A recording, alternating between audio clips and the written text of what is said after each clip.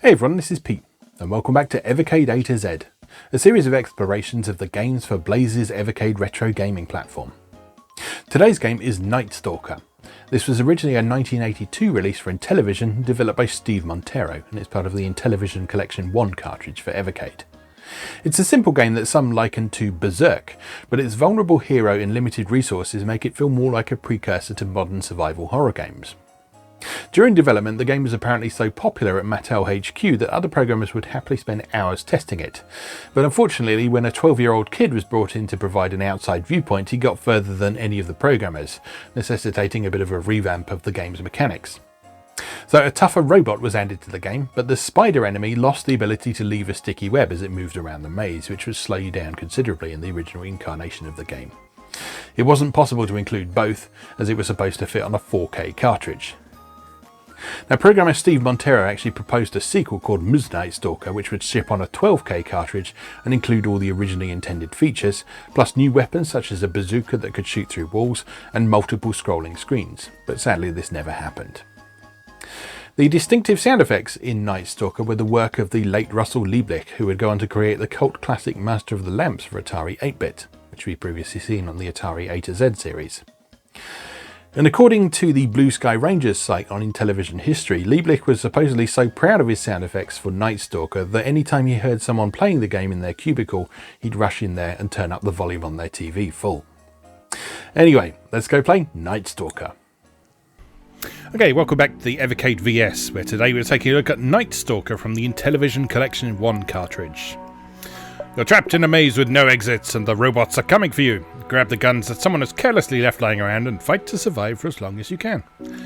So, simple game.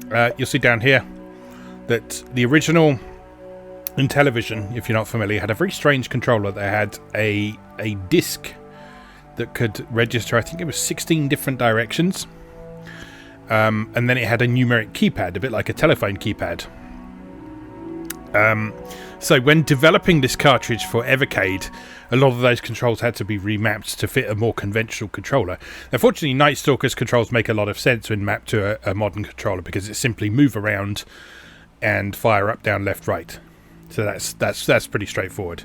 But yes, having spent some time working with the Evercade guys on getting some of these things right, I can say from first-hand experience that getting Intellivision games running right on modern controllers and modern hardware is a pain in the ass.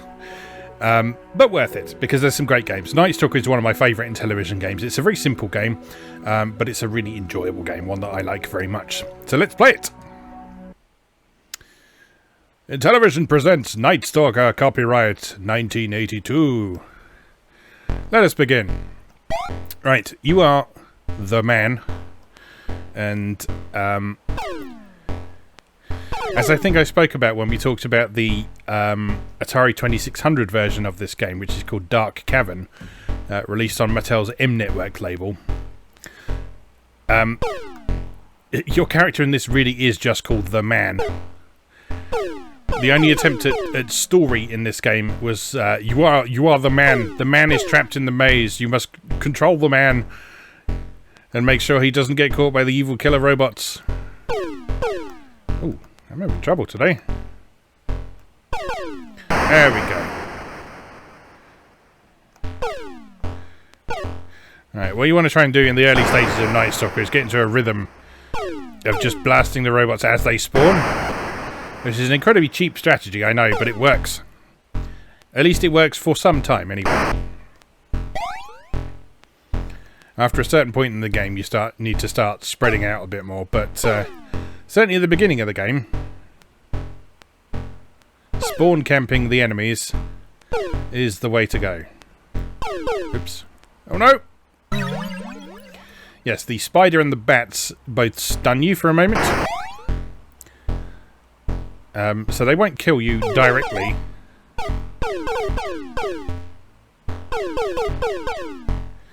But you may well find that their input on the situation puts you in a dangerous scenario. You got to be a little bit careful as well, because after a certain point, when you kill a bat, it will turn into one of these grey robots, which aren't particularly dangerous by themselves, but once you start getting them alongside other robots, it can get a bit tricky to deal with. Right, the only downside with the spawn camping strategy is that you only have 6 bullets at a time. And when you run out of bullets, you need to go and make a suicide run to go and get another gun. Oops.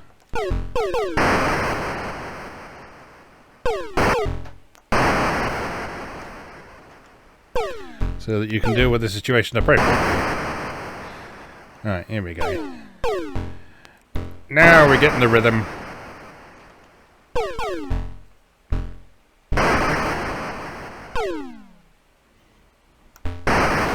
So yeah, the original instructions for this, for the original Intellivision version, I find hilarious because it's just of the era where nobody except whoever's writing the manuals for Atari 2600 games is really thinking about story. And so the setup for Night Stalker is basically, you need to move the little man around and shoot the robots. No reason given, you're just in a maze with some robots. Uh-oh. Uh-oh. Uh-oh.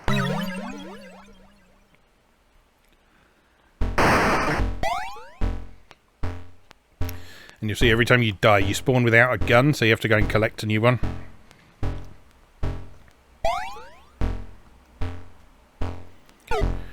Which often means putting yourself in harm's way.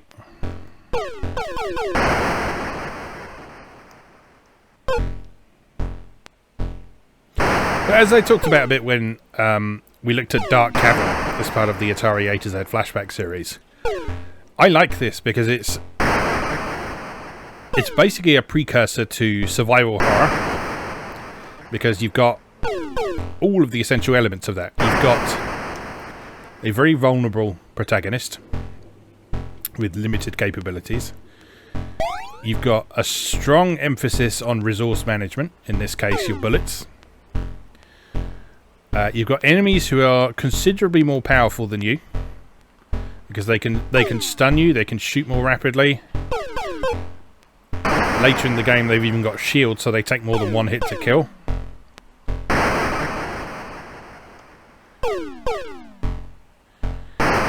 And you've got this sense of sort of having to survive a doomed situation against seemingly insurmountable odds.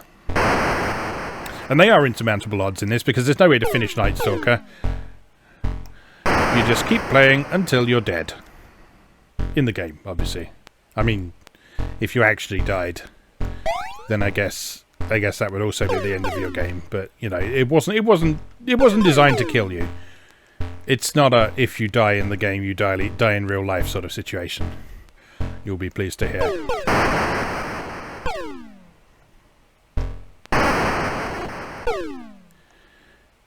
That sort of technology was a bit early for Intellivision.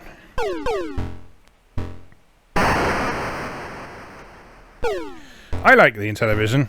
It's not a system I had any contact with whatsoever when I was growing up. But through exploring it with collections like the Evercade cartridge that we've got here, and the Intellivision Lives collection on PS2, I've come to really respect what they were doing with that system, what they were trying to achieve, and how they were trying to distinguish it from the Atari 2600. Oh, here's the shielded ones. Because the aim with Intellivision was for them to create more mature games, in the sense that they were a bit more complex and a little bit more demanding, even when those games were arcade-style experiences like this.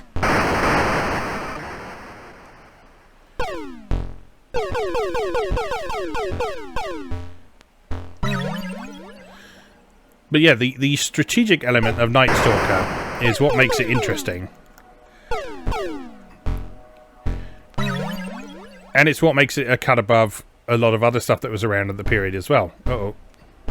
That was never going to end well, was it?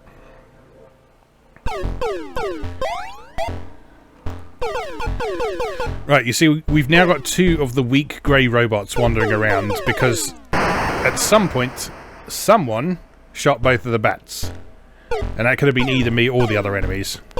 Once again, excuse the sound of aircraft going over the top. Apparently it is a day for flying today.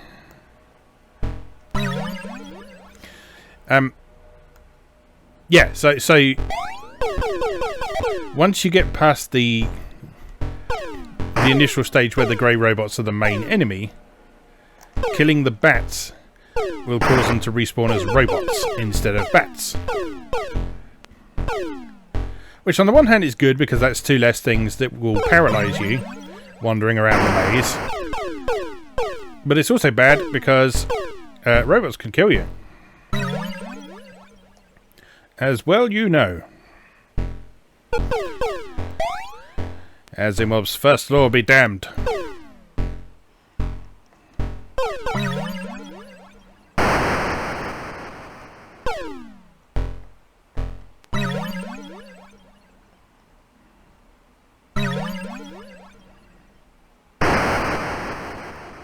Oh, that's the worst possible place for that gun to spawn.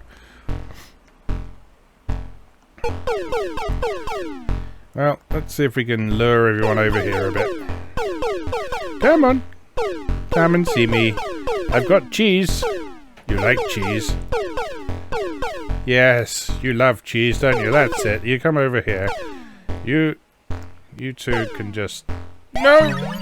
Shoot me in the head. Good. Good. That works for me. That's it. Spawn the gun right where I start. That's lovely. Pew! And pew! And pew! Yes!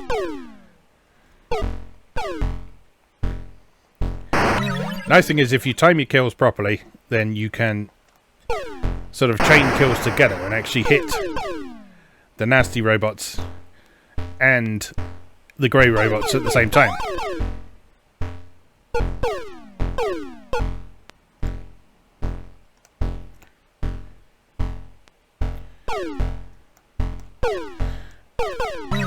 No, run! Ah, damn it. So beyond these shielded white robots, I believe there's black robots next. I can't remember what they do differently, but they're pretty nasty. And then at some point there's invisible robots as well. So that's sort of your ultimate challenge. Is dealing with invisible robots. Because that's what you did in games of this era. If you wanted to make it hard, you made something, either the player or the enemies, or in some cases both, invisible.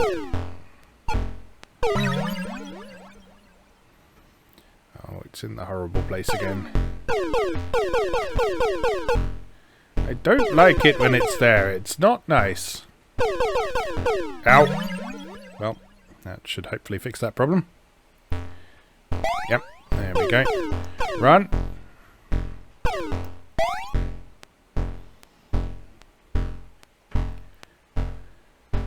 Come here. Yes. Death to you, sir. I hit him twice with 1 bullet.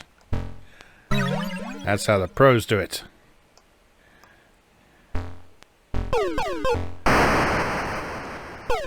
Night Stalker 420 MLG no scope. Why is it always spawning over there? I don't like it, I tell you. I don't like it at all.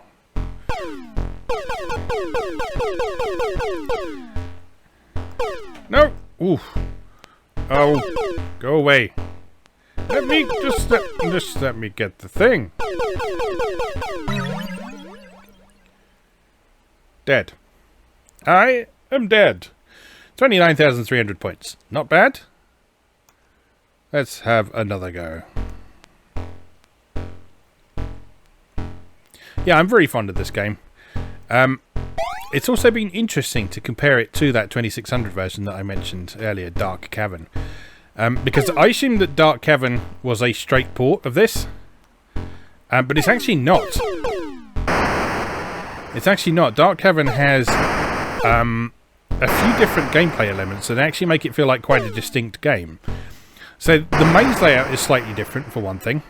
The scoring system is different. You also get a lot more bullets at once. I believe you actually start the game with 20 bullets in Dark Cavern. So although it's got some of the same elements, they're structured a little bit differently to give the game a very different sense of pace. So it's actually worth playing both to see which one you prefer. I think on the whole I prefer this one. Dark Cavern is appealing and it is a fun game.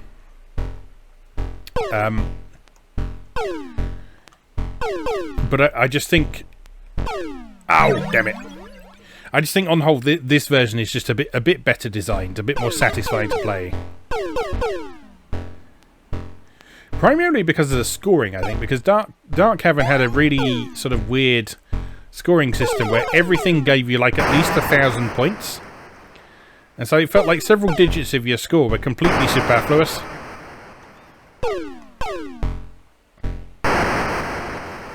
Whereas in this, different enemies give you different numbers of points.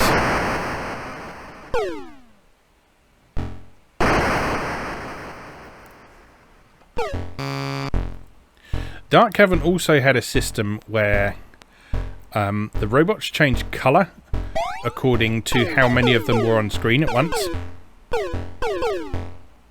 And the further you went, the more different colours that there were. And you would get more points for shooting robots when they were rarer colours.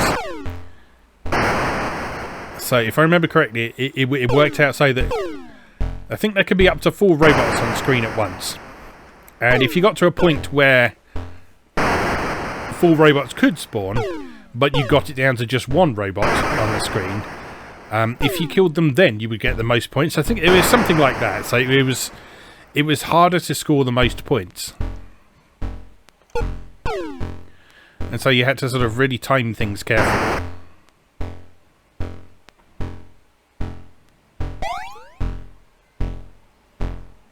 Oh, so incidentally, if you've ever seen Intellivision referred to with the running man icon, this is one of several games that featured the distinctive running man sprite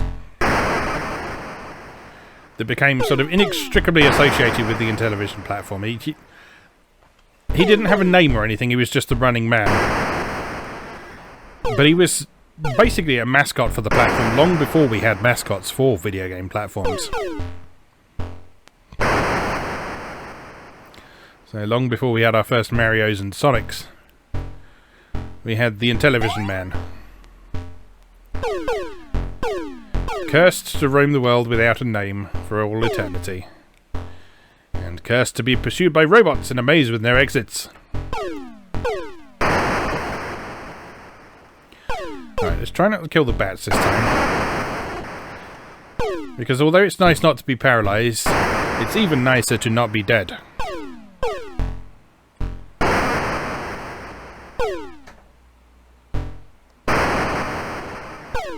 See, this is the strategy working at its optimal effectiveness. Go away, bat. Go. No.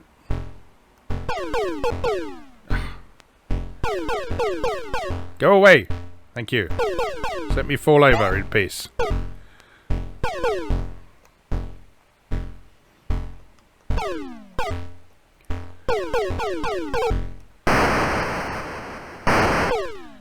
Oh, I killed a bat.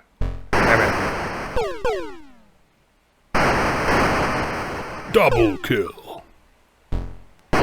Double kill. Unfortunately, you don't get any extra points for doing that. It is satisfying, though. Alright, come on. Give me my gun. Give me my gun.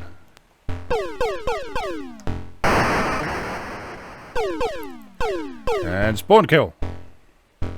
And spawn kill. And spawn kill. Oh, no. Horrible robot time. Gotta hit these ones 3 times in total. And I'm out of bullets. Get out of here, spider.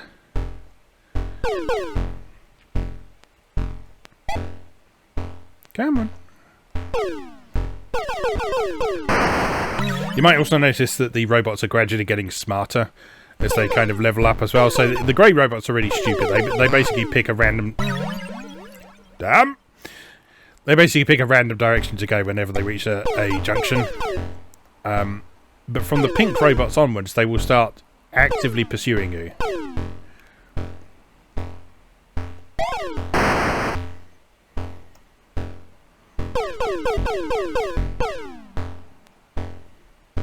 Oh, I thought I was underneath that.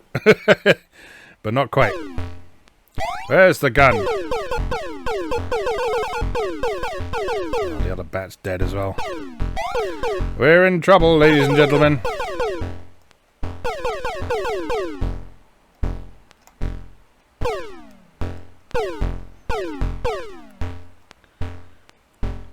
Alright. A bit of distance. Aha. Oh, no, hit. Double hit. Triple hit, at last. My nemesis is defeated. Only for another one to appear. That went straight through you. Naughty, naughty.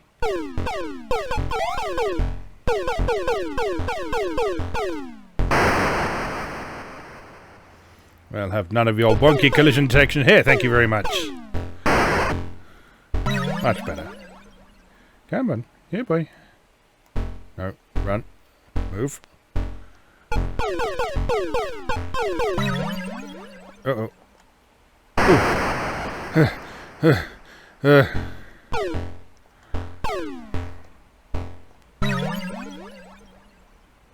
Oh no. Running out of bullets at the worst possible time. There's no good time to run out of bullets in this game. It's always a bad time to run out of bullets. Come on, where are you going? I'm right here! Kill me! Kill me!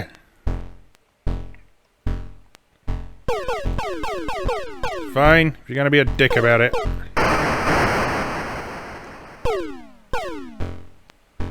One. Two. No, missed.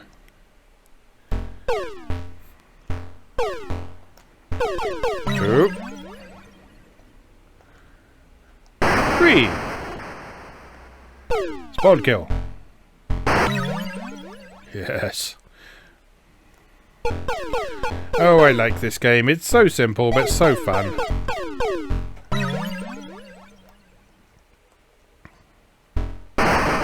And quite different from anything else that was around at the time. I mean, oops. I mean, some people quite understandably compare this to Berserk. And there's a touch of Berserk in there for sure, but just the overall structure and pace of this is very different compared to Berserk. Berserk is much more fast action.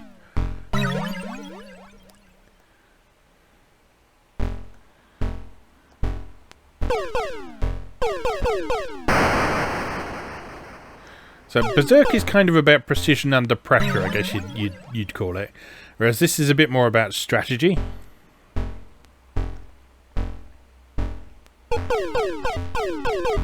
They really do need to develop on-the-fly strategies to figure out how you're going to deal with each of the robots. And how you're going to keep yourself safe. Ah, damn it! Cease your dodging! Uh-oh. Oh. Okay. The collision detection worked in my favour there because the bullet went through my neck.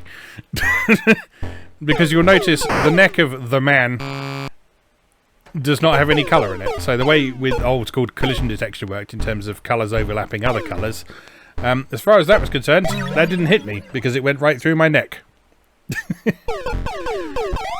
2 lives left. And a killer robot on my tail. What to do, what to do. Death by shot in the balls, apparently. Come on, put it in a nice place. That's moderately nice. No! Right in the hand. Game over. Okay, anyway, that's probably enough of that for now. That was Night Stalker for the Intellivision, from the Intellivision Collection 1 for Evercade. Got to admit, this is one of my most played games on the Evercade, because I just love coming back to this game for a quick blast and seeing what I can score. It's just a game I really like. I really enjoy. A favourite on both Intellivision and Evercade, and yeah, yeah, if you're not giving it a try before, I recommend giving it a go. It's genuinely fun. It's simple, but it holds up quite well today. So yeah, give it a shot. Give it a shot. As always, thank you very much for watching, and I'll see you again next time.